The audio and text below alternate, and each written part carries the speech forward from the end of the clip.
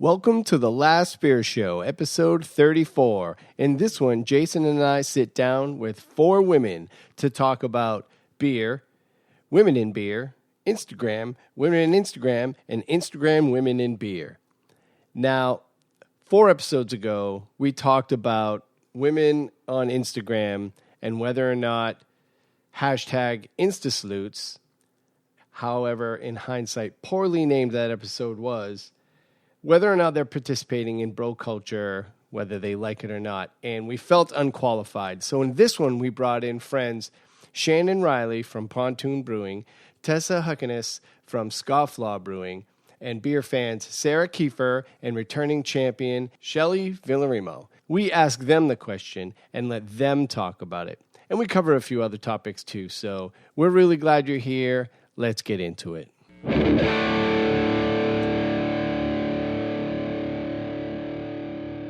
So what's happening? Nothing much. What you been up to?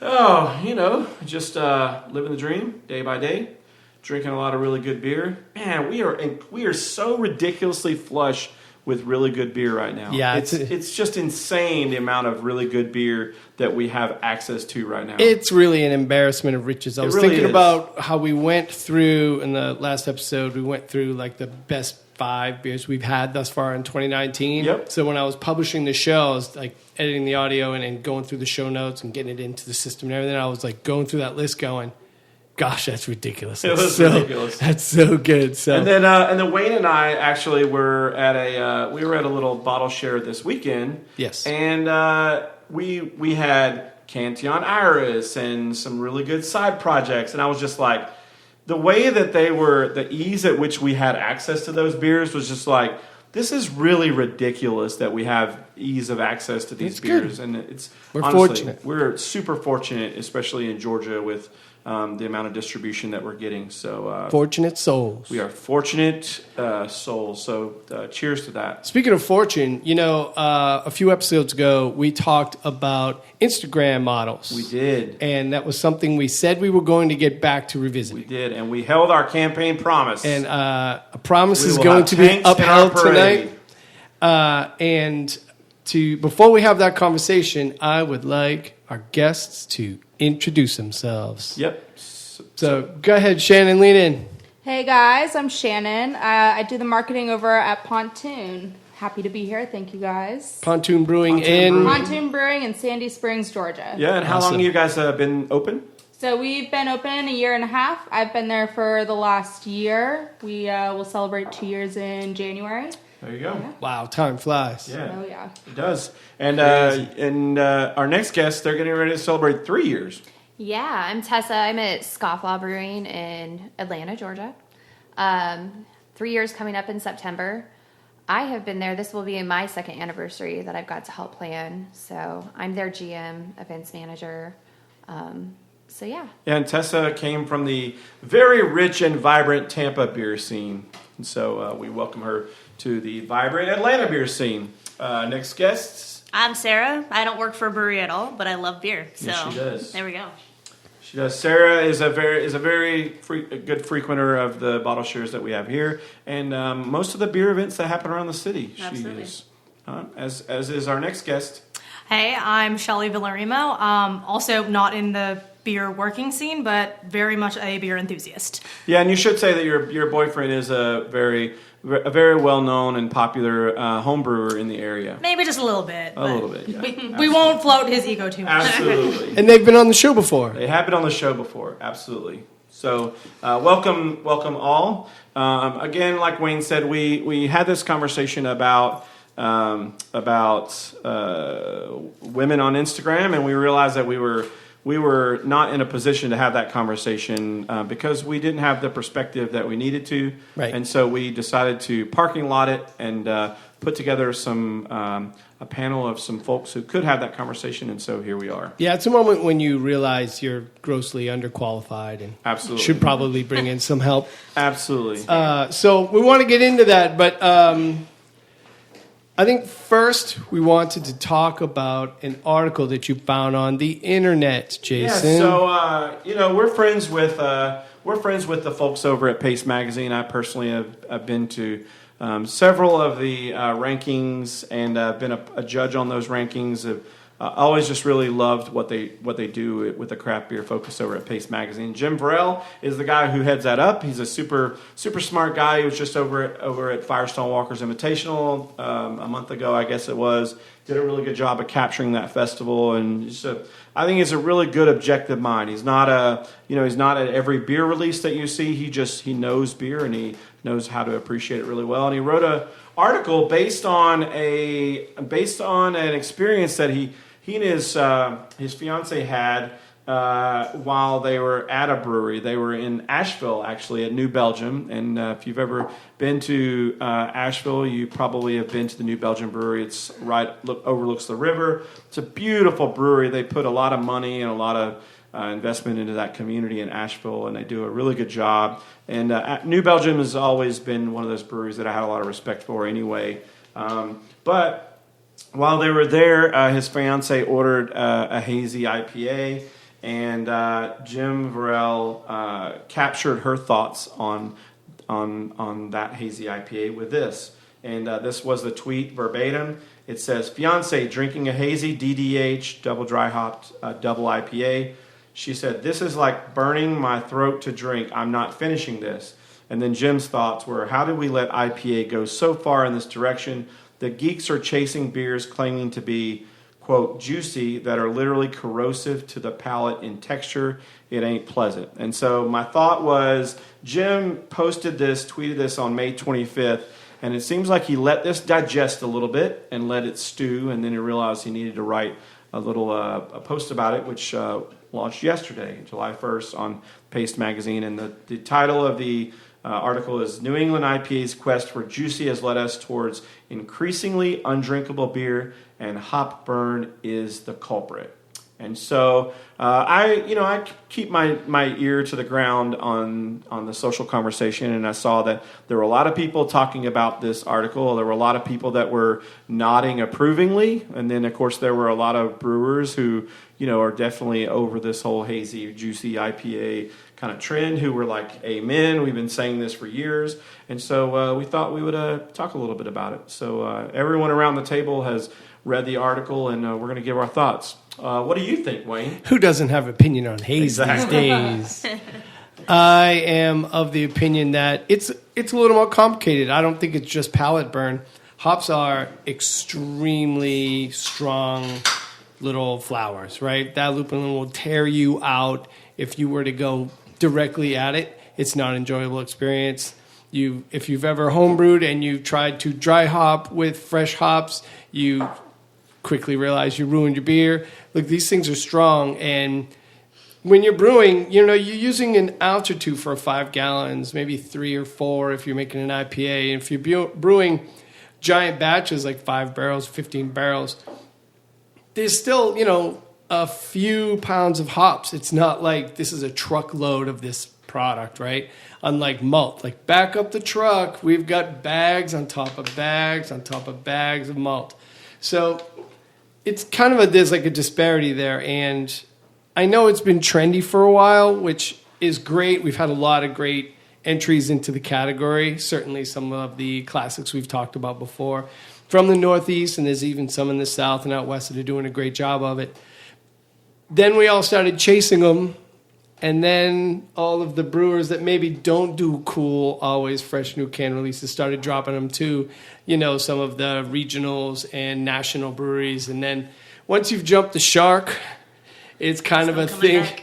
Yeah, it's kind of like the train's left the station, and there's plenty of really poor beers in that category that would be just like every other category now. To me, it's like joined all of the other categories with bad lagers and weak oatmeal stouts and porters, or different types of beers that are like American breweries and their struggles to make a really great Hefeweizen. It's really hard if you're not a water scientist, or if you're not really using ingredients from the exact region. It's hard to replicate some things. And I'm not saying New England is a region that makes beer that's hard to replicate, but you're not going to get away with these beers on the cheap. They're really expensive to make. They're doing things like adding oats, or they're doing other things for mouthfeel or for haze that are not cheap knockoffs, and it's really tough to do it at scale. So now we got a bunch of weak entrants, and then people go, oh, haze sucks, or these beers suck, or this category sucks, because you got bad entrants that went too far, like maybe that New Belgium one, I didn't taste it, and then other ones that maybe aren't going far enough. They're trying to cheap out by using bad adjuncts and cost-cutting measures that, because they're not comfortable putting a $12 pour in their tap room, right, or selling a $16, $22 four-pack. So I don't know, long way around, but it seems to me like if it's cool now to bash on the style, an article like this is timely and it's going to go viral and get a lot of social media play. But I refuse to believe that as a category, it's all bad. I think there are plenty of bad beers in other categories too. I haven't had a great Rausch beer from an American brewer. Well, maybe one is pretty good. That's it. That's what I got. I will say, to be fair, though, I was not aware that New Belgium was making a hazy Northeast IPA. Yeah, they have one in there like mixed 12 packs. It's like the Ranger guy, the Skull Voodoo Ranger guy. Yeah, Voodoo Yeah. Ranger. It's like a Voodoo Haze. Oh, okay, Yeah. I see it now. Voodoo Ranger, Juicy Sierra Haze. Sierra IPA. Nevada has one in their mixed 12 pack too. So they actually make sure they got both the buzzwords in there, because they've got Juicy and Haze in there.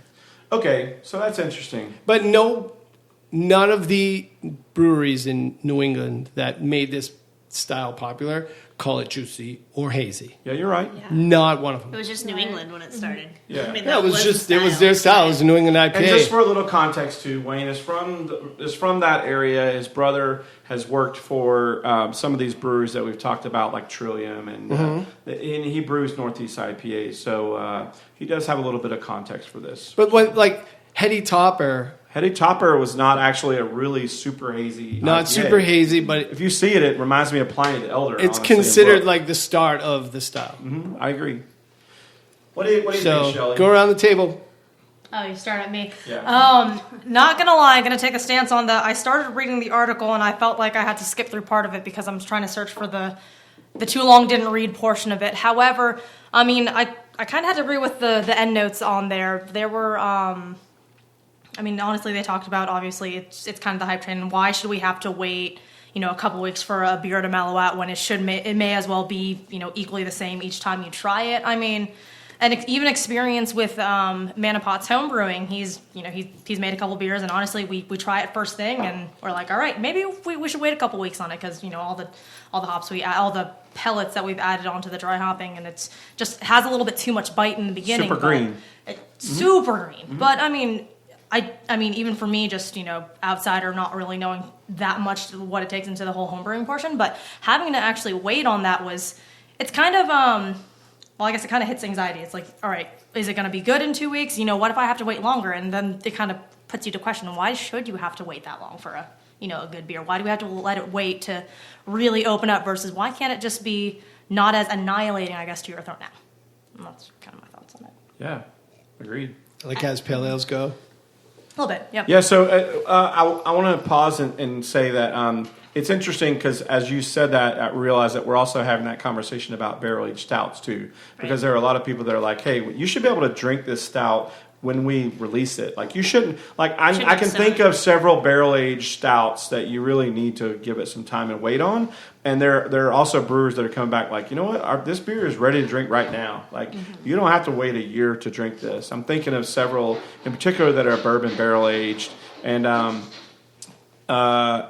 think that's a little bit different than something like Dogfish Head 120 minute, which needs to mellow out because it's like 20% alcohol. And you'll be waiting. Yeah, they say 3 to 5 years on that beer, but even so, it's it's not terrible fresh. It's really not, but I mean, it's regardless. Either way, when you wait or when you don't wait, it's still going to kick you in the butt. Yeah, and you do have I am hearing a lot of brewers that are like, hey, listen, let's this beer should be ready to drink now. Sarah. Yeah, I just think the conversation is broader than that particular kind of beer. I think in craft beer, you have brewers continuing to release something every other week because there's something cool and hip out, and so there's a lot of pressure to try to compete with what the other brewers are doing. So unfortunately, that results in mediocre beer in pretty much every class. So I think this is certainly pertinent to the New England style IPA, but I think it's a broader conversation around why are we putting pressure on all the craft breweries to do everything really well when they could just be doing a niche and doing it really well and be consistent in that output. Yeah. No. You mean it's hard to do bespoke beers weekly? Crazy. No way. I mean, I really agree with that statement, especially because the word hop burn for me is something that I associate in such a broader aspect than just New England style IPAs. In fact, I often say that these New England hazy style IPAs, I'm finding the opposite of a lot of things. My experience is that they're powdery and that they umbrella and you don't get the differentiation of hops. So now you're seeing people in one opinion where they saw that hop burn probably from double dry hopping it. But I think hop burn is just now such a common thing. You know, brewing is an ongoing science. It's an ongoing process. Hop creep is coming out now. You're seeing IPA cans going out with explosion warning, you know, and that was something that was predominantly just fruited beers earlier. So I think having the respect of the scientific process, and if we don't brew it and don't understand what happens, then we will never learn it. But the breweries who are just putting it out because there's a request for it or they're jumping on this hype train, like, you know, they're kind of the ones that are perpetuating the bad beer. I agree. But what is a bad beer to me may not be a bad beer to you. I mean, at some point, if it sells, right? So it is Yeah. a business and whatever. Yeah, I mean, I will But- say that a lot of these breweries that like Trillium and Treehouse and these Northeast IPAs, they've been brewing these beers for so long. They know how to do it and do it well and do it properly. And the closest small brewery that just wants we need one of these in our lineup because their Right. marketing guy told them to, and now they're brewing beers that they have no place brewing these beers because they don't know how to brew them. They don't know how that reacts. They don't know how shelf stable they are and how to make them shelf stable. I think that's dangerous. When agree. M48 came out, I really saw this pop of people just be like, wow, this, you know, New England had this little hidden gem and Old Nation did just such a good job of like Right. creating that beer and putting it out there that I think that the expectations that people had for all of these beers, especially now that some of these Treehouse, Trillium, Old Nation, you see so much more in trades that are so common getting to people where they normally wouldn't get them. Having different malts, having different hops, having different ability to recreate that beer really plays a factor into a lot of things. And it's people trying to step into a lane that, I mean, at what point do you try it and make that decision? Do we release it or not release it? Right. You know, that's a huge decision for a brewery because if it's drinkable, by all means release it. But you're going to get negatives and positives on both Right. sides. Yeah. I think it's one of the frustrations on the brewing side of things is to try to keep up with these trends because we know very well that these trends don't last that long. And we know that people are trying to compare it to certain things. So trying to balance meeting that expectation that the consumer has while also being innovative and, you know, not trying to confuse them too much on that trend and then trying to squeeze it in that short amount of time. You have a lot of breweries trying to play catch up and not, you know, living up to the standard that other people have seen in that style. And it's, you know, it's something that's never going to come out consistent and people are going to judge things in a different way every single time. So there's a lot of frustration. I mean, trends anyways just last 5 seconds. Right. And we're going to be on to the next one. I thought this was interesting because this was one of the first waves of, okay, we're moving out of that hazy New England style IPA Right. idea, which is an exciting time, but now we're going to start seeing the next one come up. And I think this is an ongoing. Sure. I think we struggle to acknowledge that we live in Groundhog's Day a little bit. Like 6 years ago, pineapple IPA, like everybody was dropping a pineapple IPA. And As we drink it. I was Yeah, gonna you know what I say, mean? As we that's drink a our good beer one. called right. combustible pineapple. Everybody had to have a Good barrel aged stout. They were like this isn't the first time something has you know trended in craft beer, Right. but we're blaming the trend. It's like, yeah, I think at some point every trend They're starts to always break gonna up, be there. and the people that do it well mature, and the We'll people keep who it. don't they don't get the sales, or they bail out of it and hop on the new trend because they were just trend waves riders anyway. Right. I mean, trends sell though. I mean, listen to right. it. They do. They absolutely do. Yeah. Yeah, and imagine if you're a brewery and you're like, you think about breweries like Three Taverns, which is in Decatur. They started off as a Belgian-inspired brewery. They hired a Belgian brewer, Joren, and they were like, we're going to brew Belgian beers, doubles, triples, and singles, and honestly, they dropped an IPA. Yeah, then they're like, now they're doing hazy IPAs and big pastry stouts, and the reality is that to stay in business and to stay profitable, they have to brew beers that they didn't intend on brewing to begin with. And so there's a lot of breweries that are like that and that are just trying to figure out how they stay open in this incredibly tough market where craft beer nerds are so fickle and so short in the pan on what they're like and what they're trends And are. the markets are saturated. There are a ton of breweries here just in the Atlanta area or the Tampa area or kind of in these various niches all over the states. I mean, all over right now that the markets are saturated. Or semi-saturated. We just broke 7,000 breweries in the U.S. and it's interesting, incredible. But at the end of the day, they're manufacturers, right? Regardless of what you make, this is a manufacturing business. Yep. And they have a customer base that wants them to stay loyal to their current tastes. And unfortunately, that's not going to drive a business growth. That's only a sustainable model. And on the other side of that, I've seen a lot of breweries who it's not just the hype with their beer, but it's almost like a personality contest and how do we get the attention to this beer? And you see that go 50-50 in favor or negatively. There's true.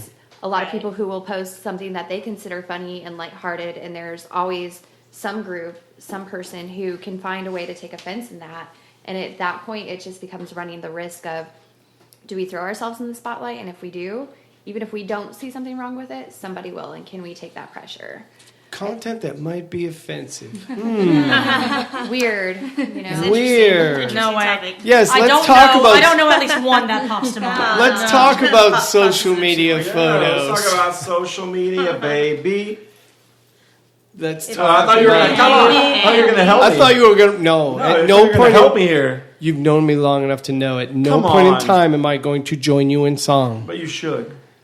Yeah, let's talk about social media. So I pulled up a little Instagram account that I thought best sums it up, and I'm not going to give the name away because we're not trying to throw anybody under the bus. This is subjective, by the way. But I will say that the name of the Instagram account has cleavage in it, and obviously you can scroll through here, and there's a lot of cleavage and a lot of beers. Some of them are very beer focused, and then some of them are very cleavage focused.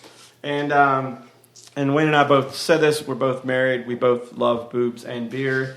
But with that being said, this is the conversation that we're having. Is how do we think this moves the ball forward? And so, go ahead. Can I just say something? I was recently placed on that Instagram. There you go. Not by my consent, and I don't have cleavage. That's something that and another one. I posted a picture of myself in the ocean. It actually looked like a giant wine glass, but I happened to have a Monday night beer in there. But I got reposted on 4 or 5 Instagram pages. Yes, and, so you are a famous on this and page. yeah, There's the DMs I got after that. Yeah, we know some of the people on here. That's why I say this is a challenging conversation because I know some of the people that are on here. But a lot of them aren't even. It can get away from you. Me, they didn't say anything They to just me. posted. One posted and I had no clue until somebody sent me a screenshot of it and was like, "Wow, I didn't know you were one of those." And That's it's a strange violation, and- not I having hate that. consent One of to those. share a photo of someone else. Yeah, I got posted on, I want to say 4 to 5, and my Instagram is public. I just do that, but I am not one of those people that actively put on matching bras and underwear sets and I was like, look at what I'm drinking for dinner tonight, I would just put a picture up and it was surprising the amount of feedback I got. Like how quickly that got away, especially right? negative feedback. I got a lot of people who were like, "Oh, wow, you just think you're the shit now," and it's like, "Oh, no, actually, I didn't even know that was I wrong. just actually was taking a picture in the ocean." Yeah, I mean, some of these, as I look through, like some of these are clearly not about beer. Yeah. Like I look at some of these and I'm like, okay, they're clearly not. They're not really tying themselves. They have a beer in the photo, but they're not really sort of. This is not about the beer. Hey, I have that glass over here, Southern Grist. But some of these are just clearly not. Beer is actually like this side sort of thing here, and so let's talk about it. We talked about the term that was used before. We won't use that term because I felt like it was derogatory then, but I didn't really have a better way of terming what that is called in this niche industry. And so we won't use the term that. And then you got yelled at. And I got yelled at, but on Facebook. Exactly. But let's talk about it. And the first question that I'll ask, we'll go around the table, is when you see this in your timeline, what do you think? We'll start with Shelly. I started last time, but I mean, that's fine. Really, I guess I don't really have more thought. One of the first thoughts that kind of comes to mind, it's kind of maybe is it attention? But at the same time, I'm like, oh, well, if it actually has, and if you look in the caption, like maybe if it has tasting notes or if it has some other details, then I kind of look past it at that point. I'm like, okay, they kind of just wanted to show this off, but I mean, if it happened to have some cleavage in it, cool beans. I mean, like drawing attention to their just drawing attention to the beer. Hey, here's the property. Here's the beer for focus kind of thing, for focus in air quotes. But I mean, most of the time it's. For me, I'm kind of just like middle ground. Like it doesn't bother me. If that's what you want to do, go for it. You know, all full rights for it. But I mean, if it starts to turn into a trend and you start seeing that as more of your attention-seeking grabbing thing, then yeah, you're just being an attention seeker. And I just don't give a crap what your captions are. If you're trying to be serious about it, I just don't take you seriously at that point.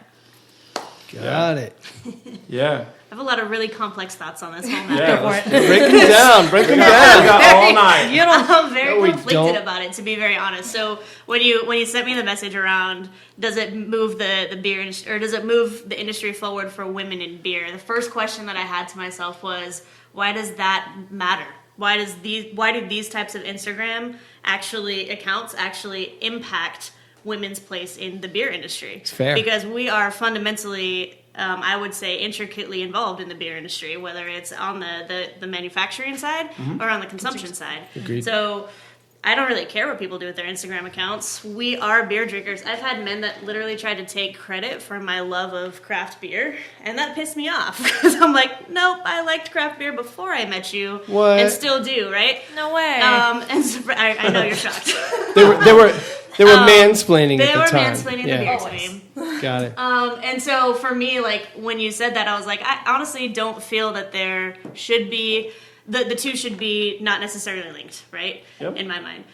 The second thought that I had was in the age that we live in, that is somewhat over-sexualizing women in general, whether we decide to do that to ourselves or somebody does it to us. Again, why are we even asking this question? You know what I mean?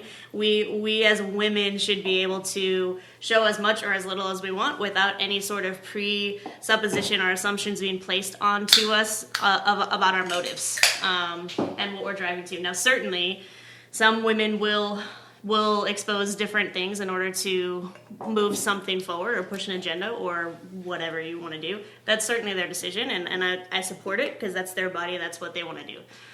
So I think it's kind of a complex issue, and I think the two things are not necessarily simple, and I just think it has larger ramifications. It's a larger conversation around society and where we place women and what we place value on in terms of what women contribute to or consume. That's a great way to frame it.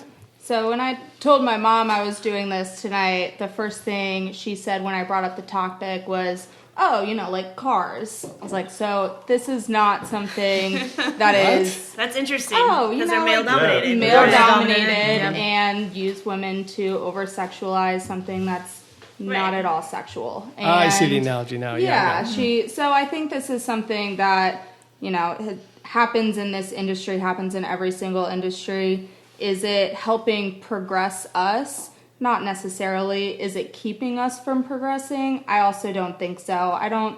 Coming from the industry side of it, it's not something I've seen people in the industry using to promote themselves. It's something that will exist in every industry as a way for people to scroll through Instagram and see over-sexualized content all the time. So again, I have a lot of complex thoughts on it. Yeah. Not that I love it, not that I hate it. I think it's a double-edged sword sometimes, and I unfortunately think it's going to be existing for a little bit longer, but I think the generations we're in right now are at least trying to move past it and start conversations about it. Change it. Yeah, change the conversation. Well, Yeah, exactly. I'm looking in your direction because both of you are craft beer professionals, and you both want to be taken seriously in your roles, right? Marketing and in the tap room, and historically, that's not necessarily always been the case. And so I see that, and I think, how would you react if a guy came up to either one of you in your roles, and the only thing that he was really paying attention to were your breasts? And that's the way I think about It's it. corporate America. I know that it is. That's a but grocery anyway, store yeah. trip. It's called so- having a job. I think, does this help that or hurt that? And that's where I'm asked the question. You know, No, it's fair. and It's I have just- an opposite view on it, kind of. I think it actually has really perpetuated women in the craft beer community. Sure. Because they bring I mean, women you in think for of Betty something. Page, you think of Marilyn Monroe, like the scrutiny that they went through. I know a lot of these women, personally, and when I say a lot, not tons, but there are a couple that we have name dropped and watched pictures of, and I've met them, and the bullying and the comments that they get and the stuff that they have to deal with at festivals. They get berated by other women. They get berated by men who they don't give the correct amount of attention to. I mean, for me, they're really kind of the ones who are just screw social norms. I don't feel like women are a minority in the craft beer scene anymore. Agree. Maybe we are kind of a minority, but to say that we are dominated, I think, is inaccurate. And the moment that we start speaking that and stop calling ourselves The minority. the minority, I think the more truthful that will become. And I think it all depends on where you're sitting and what your perspective is.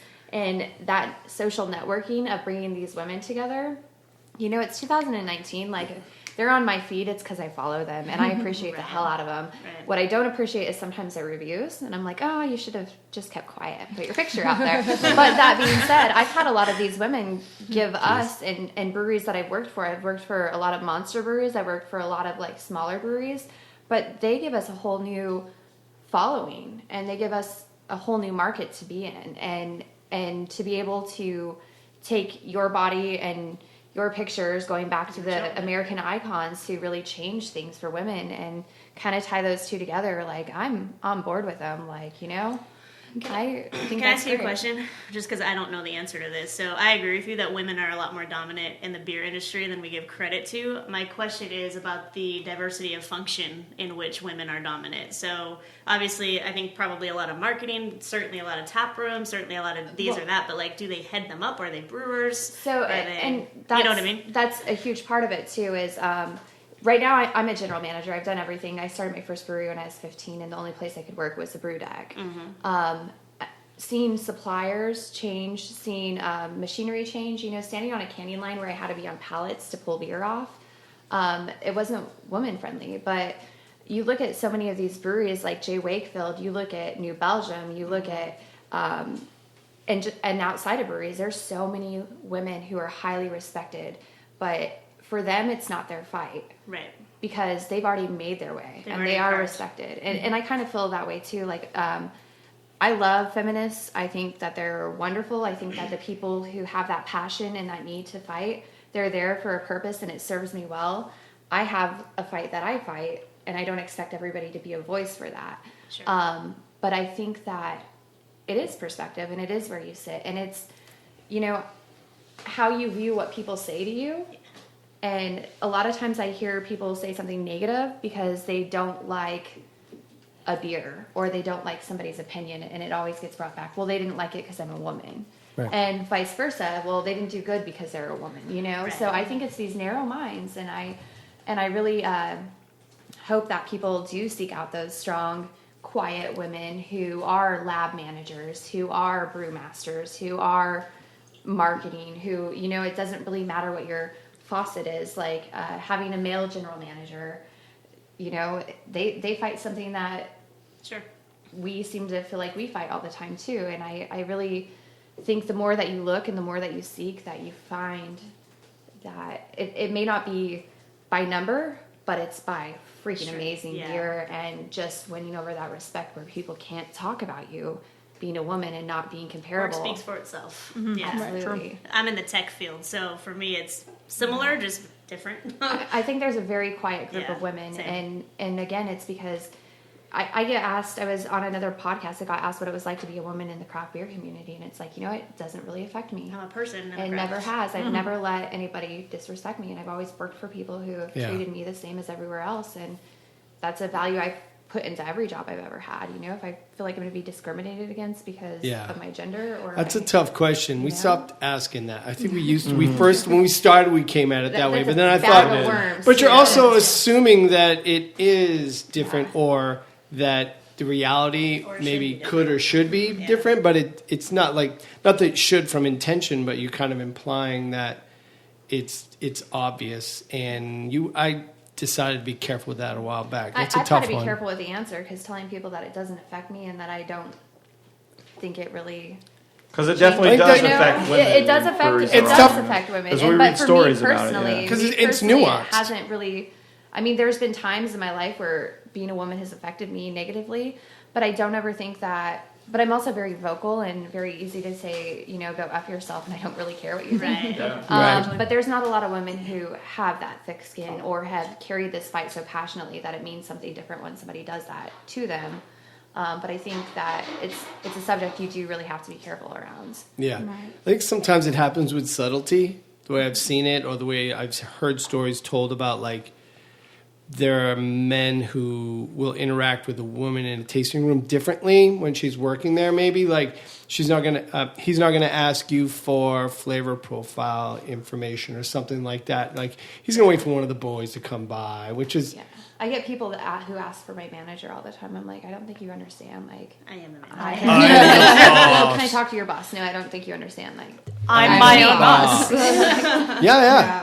See, this guy, that's what I mean. Like, it happens in fairly subtle ways that are easy to miss if you're not kind of looking for it. Not that you want to live your life looking for that kind of stuff. It'll eat you up, but yeah, I just usually kind of brush laugh it off. I feel sorry for those people because they're missing a whole bunch of knowledge that they're probably missing a lot of other stuff in life too. Yeah. I mean, let's be real. You only drink White Claw. Oh yeah. Huh? Let's be real. You only drink White Claw.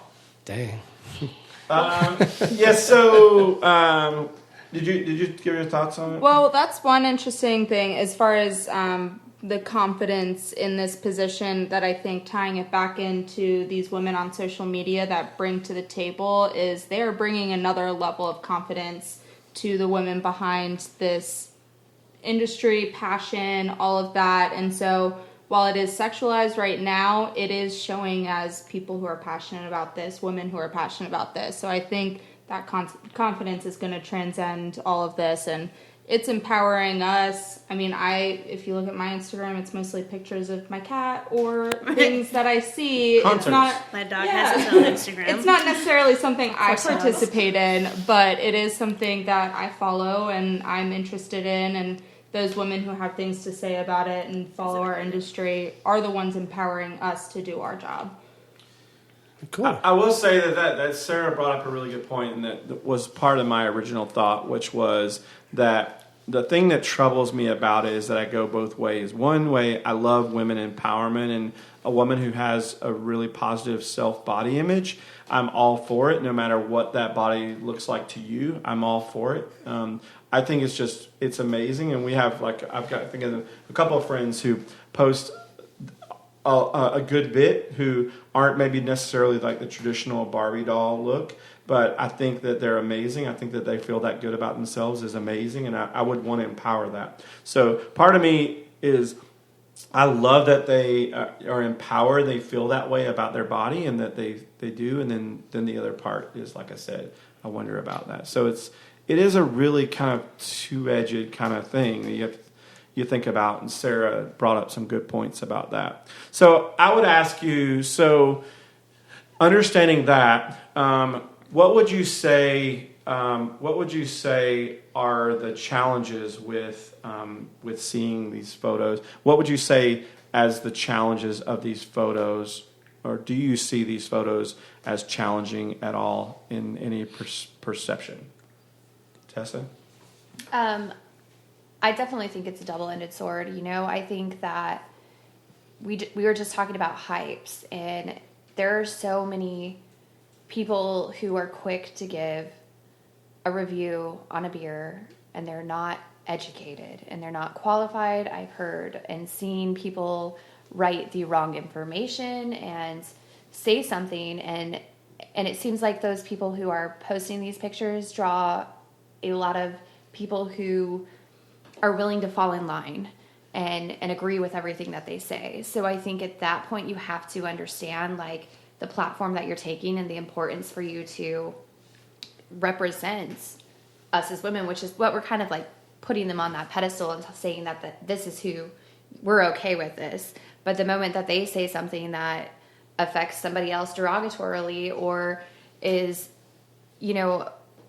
bullying or just flat out incorrect, you have this wave of haters that come along with it. And I think that if you don't care the magnitude your influence has and you are unaware of how much your opinion can affect this large group of people, like some of these people have 20K people following them, and some of them aren't beer people, and internet people love to jump on and bash other people and do all these other things. Don't read the comments. So it definitely is a double-ended sword because you're really putting, Instagrammers are the best marketing for us breweries, having these people who push your beer and post your beer, but if what they say isn't in line with what you want them to say, or maybe even incorrect, that it could have a whole negative aspect. And saying what you want them to say is kind of like the wrong,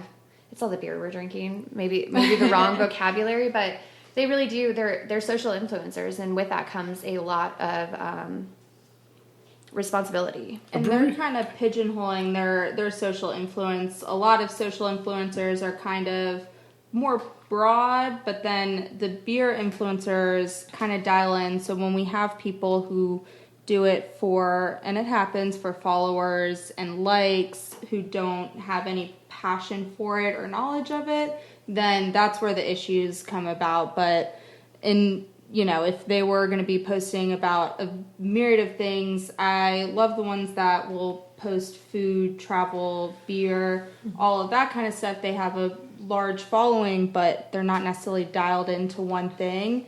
But I agree. The reviews, I know I've heard you guys say it on your podcast, don't listen to Untapped. The reviews are not always... Untapped's brutal. I learned a lot about that working marketing for a brewery. Yeah. Don't put very much stock in those Untapped reviews. Yeah. Because kind of sort of what Tessa said, people that aren't qualified to make reviews that are like, too sour for my taste, I don't like sour beers, 1 cab. And you're like, well, why did you drink it? And why did you judge it on that? Like, you don't have to rate on Untapped. Yeah. Well, one of the beers that we had was, it actually had hop in the name. And they were like, beer was too hoppy, 2 caps. And you're like, it has, it says it's literally like hop Lana, Yeah. And honestly, I think I was that very same way, honestly, even when I started in the entire beer community itself, was there were beers that, I was not used to. I honestly used to not like IPAs until I started finding the right ones, and that was the thing. Same thing with sours. God forbid. I think I was actually going through some of the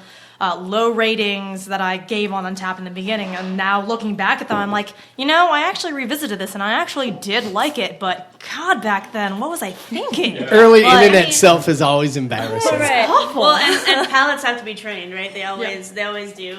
I still feel unqualified to talk about any beers because I don't know all the technology that goes behind it or the method that goes behind it. And people will say things like even you guys tonight, and I'm like, no idea what that means. But I know what I like, and I can usually tell what a good beer is from one that I don't like. So and it's I think that word right there, I know what I like, right, is huge. And kind of going back to the Instagram thing, one of my pet peeves and one of the things that I will say that I do think that this is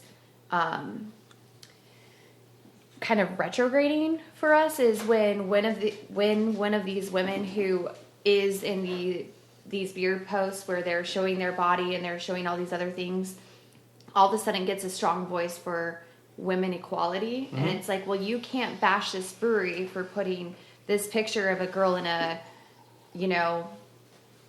like bad labels, swimsuit or a name like Happy Ending, low cut shirt when your Instagram name is very explicit, matching sluts and hops. Sluts and hops. I don't know if that's a person, but sure if it it is. is, she probably can't be out They're there getting being followed like right women now. equality and no men should ever put us on there. Like if you put yourself out there, you have to be okay with what you get back, and that's kind of one of those things. Like some of these women get bashed and bullied. Some of them handle it. Some of them I've seen disappear. It's really survival of the fittest, and I couldn't do it. I would have a rage blackout, and I'd be on a season of Snapped, and But that's why you and I aren't social influencers, right? That is not. I can't take that kind of rejection, so I'm not in sales. It's the same thing, It's they get crushed. You have to let it crushed. roll off. You have to have. That's a special. But sauce. I also, to your earlier point, Jason, like a lot of me gives a lot of props to women that just put themselves out there because that's not the type of confidence that I have, right? In really any regard. So for me, I'm just like, hey, my hat's off to you. Props. Yeah.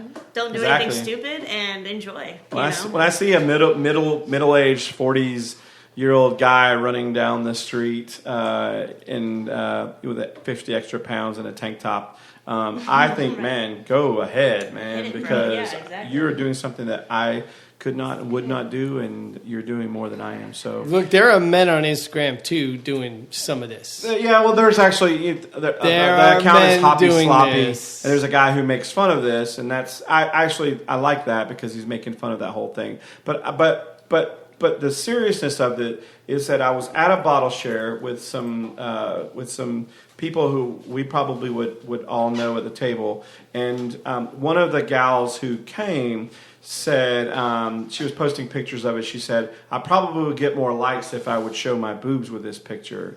And that's when it hit me. I was like, yeah, I mean, sadly, she's right? But I would be one of those people who would like the picture of the boobs and not just the beer because I'd be like, ooh, boobs. Me too. Right, exactly, right? Like, it's different. It's different. But you than didn't just a know can she and a almost beer, posted without the boobs. That was really what happened. I agree. And I'm one of those people where people would assume that I would be opposite, where I'd be like, oh, yeah, no, we don't need that, but like, I mean, who bring doesn't on like the boobs? boobies. Like, why not? Right. I mean, honestly, as long as you don't have a dirty glass in it, I think I'm really okay with that. I'm most concerned about Exactly. Like, to have in a more beer offended picture. by And honestly, I think that fingerprints. was one of the biggest things. Actually, another friend of ours who comes to a lot of these shares, including you, Sarah. We're all part of this really big craft beer girls group online, and I mean, we're all over Facebook, and we're all with different state groups, different like hobby groups within this craft beer group, and it's a really cool niche. But then the one thing that I think is just like the most cringing matter is when I'm scrolling through these posts, I'm looking at all these really cool beers and liking some great picks, and then there's someone really brand new to it who's like, hey, this is an amazing beer, and then it's completely, the glass is just bubbles. Or it's like a generic, not a good beer. Oh, I know. I've got a $30 Cascade in a pint glass. Exactly. Yes. I just can't wait to see the first beer dick pic soul. Instagram. Yeah. And how many people are liking this. I don't Well, know what if I would they like do those is pictures. They put the can. They obscure it with the can. Right. There's lots of those. I Obscure need a with the bigger can. can. But I'm ready for just Really? for just that little We're here to do this, and that's that what little you're gonna. triangle that they put. Right. But I think that goes back to my previous comment is where we tend to very much sexualize women's actions in these types of roles, and certainly underplay the men that could or should maybe do the same thing. Why not? It would probably. have you seen a lot of the men in craft beer though? Well, Yeah. I mean, fair. That's a fair point. Hey, That dad beer's- bods are in. Thank you. Have you seen the women in craft beer? Because half of those I girls was on gonna Instagram say, are yeah. I mean, I think it's the same. Very true. Yeah, I just think it's interesting that there's probably a lot more women doing that than men, first of all. True. And certainly they get a lot more scrutinized than if a man were to do that kind of thing. It's just Very an true. interesting conversation to think about. Agreed. Because the Abercrombie model men are not They're drinking not. beer. They're drinking the light beer. No, They're just drinking other the versions of water, neckbeards right? are drinking beer. Yeah, so. But I mean, there's a couple guys that even come to our beer shares that are fairly well kept, and that love craft beer, and they work out every day and cool. Like They have that balance. bro, do it. We Like just don't have. yeah, because I do think that there's probably a large female demographic that would follow that kind of Instagram too. Boom, let's start one. I don't know if we have the right equipment here, but let's find somebody and do it. now taking volunteers. Yeah. Look, Please Dad email bod us. coming at you. Yeah. Dad bod. Yeah, Dad bod drinks. I just think it's interesting that we focus on Dad women. bod beer show. I don't know what the term is for those Insta dad bobs. Dad bods. Yeah, not Dad bobs. That would be very bad. Exactly. But I think to me, that's where the feminist discussion comes in, if we want to call it that. It's that I'm all for women doing this type of thing. I don't think it hurts us at all. In fact, I think it just brings attention that we exist in this space. But I would love to see men doing it too. Yeah. Selfishly would love to see. Exactly. For my That's own my pleasure. point. There you go. Same way I Exactly. like to look at Wayne, do the. you have any questions?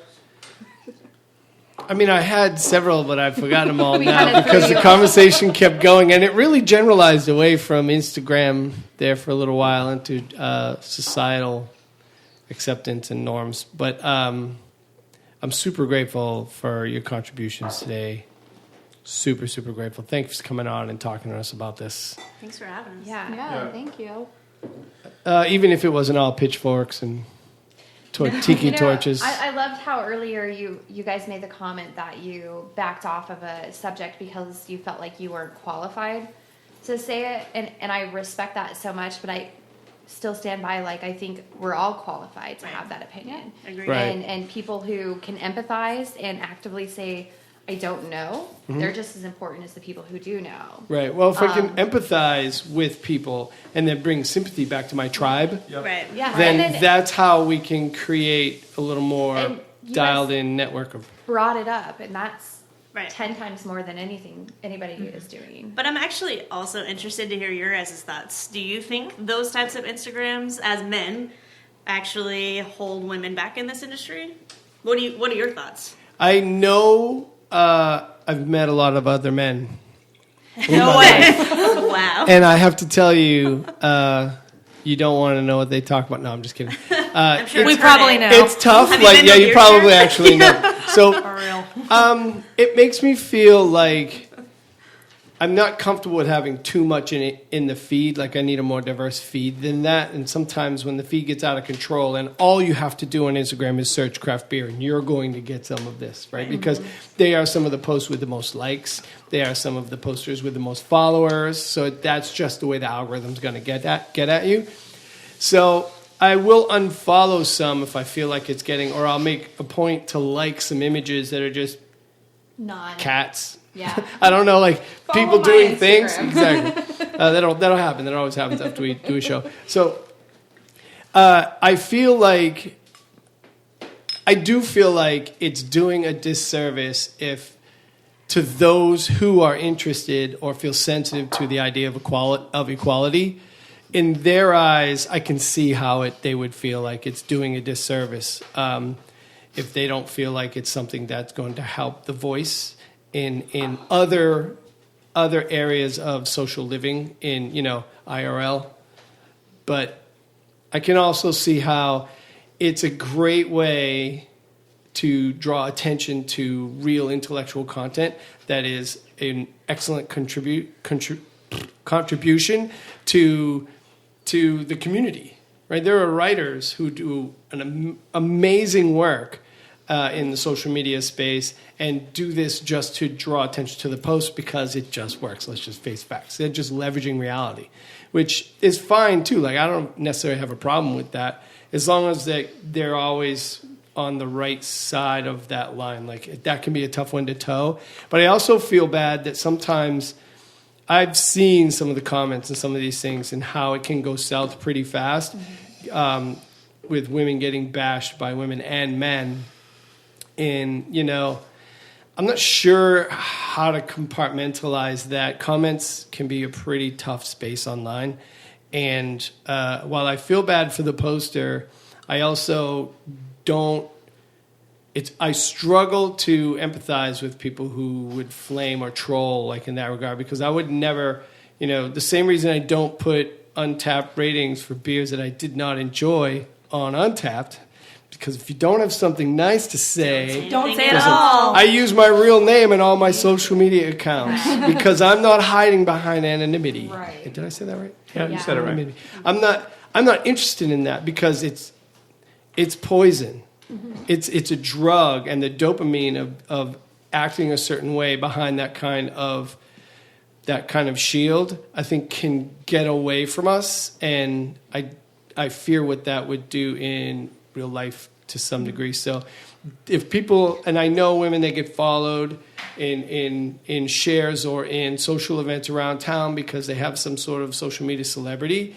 And it's not okay for people to assume that they are allowed a certain portion of their time or effort just because they're in the same physical environment, right? That's not okay.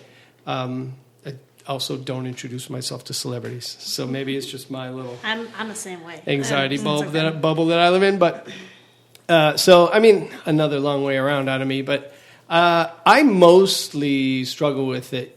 To some degree, like I don't want too much of that in my feed necessarily. It's fine, it's enjoyable. Jason likes to crack jokes. Everybody likes boobs, and then that's fine, and that's true enough, I suppose. But there's also what I'm going into these services for is a little more diverse in that. Like if all you want is that kind of content, there are other places on the internet you can go. You just get all kinds of content. So I just would be like, well, are we putting the right stuff in the right place? Sure. I really appreciate that you just brought to light the fact that you have a male or female, but for this perspective, a male who is a wonderful writer and reviewer and well respected. How do they fit into this space and compete with these women without being known as a chauvinist? Well, they don't have to put dick pics up to get their articles read. Well, and it almost takes away from them and their that's fair. Everything that they put into it. Like they just sometimes can't compete with somebody just because they have the ability to do so. Yeah. And I often see people who disagree with some of these opinions that these women Instagrammers put out there, and all of a sudden they're a male chauvinist. Mm-hmm. And they're attacking this person. Sure. And I think that is a really good perspective for us to be open to, as well as how when we're doing this, do men fit in and can also compete at the same level when it is just about boobs and beer. Right. Yeah. Yeah, I mean, again, I come at it from a really interesting perspective because I love both of those things, and What's at not the to same love? time, Right. exactly. But at the same time, I do feel a miss about it in some way. I guess I have three feelings on it. One is, again, the body image thing. If you are a female and you feel good about your body, whatever that body looks like, I am all for it. I just think there are enough things in society that are pushing against that I would rather be a force of positive for that. So I champion that all day long, and I will till the day I die. That's the first thing. The second thing is I do know, and I have heard story after story of females who are not taken seriously, who are I jokingly say, but who assume that you just like White Claws or fruit beers or whatever, and that's not really my experience because I surround myself with lots of people, many of them who are females, who are just as passionate about craft beer, and some of them that are more passionate about craft beer as I am, and who know just as much as, if not more than I am. So I know that that's not the case.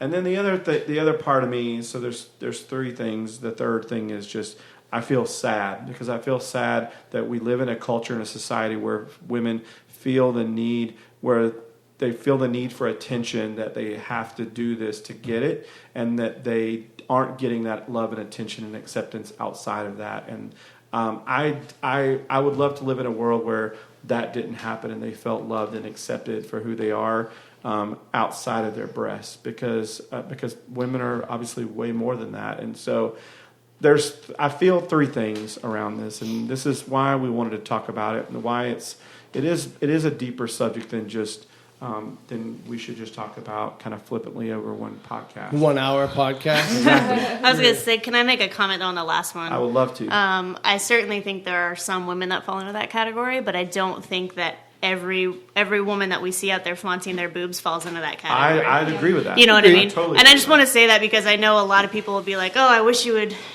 feel more self this or self-worth or whatever, which I know is not your intent, but just for the listeners out there.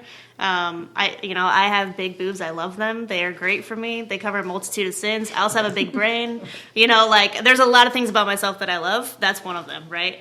And that's not because of a lack of love anywhere else. But I also don't walk around without a shirt on. So, maybe there's a difference. I don't know. But I do think some of them they love who they are, and they're just going to be out there like that anyway. But you don't rely on those for your own personal. Well, if I want free how it makes things, you feel. sometimes I do. Not going to lie. We go back to the Betty Page conversation. I know I come back to her, but she was one of the most females where she started selling these underwear, pictures to magazines, and people were like, oh, she is probably going through a lot, or she's a hoe, and this and that. And I mean, she had a great family life, but she really set precedence for using your tool set for what you want to do with it. Use your assets absolutely as you need, and I actually think that's the majority of women in this current age anyway. But you do see the followers who do post pictures that may not be as good, or their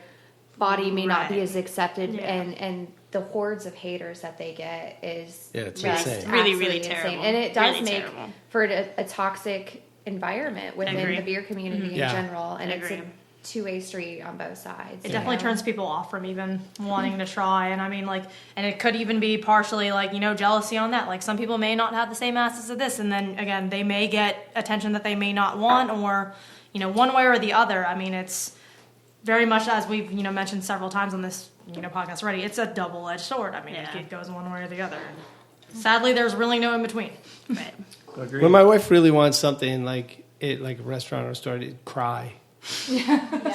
We should do It totally works. Beer. An Instagram It totally works. where it's just crying and beer, Just cry. the Tinder posts, or Tinder confessions, just crying. So and we beer need that, and and men and beer. Yeah. Those are the 2 pages we want to come of this episode.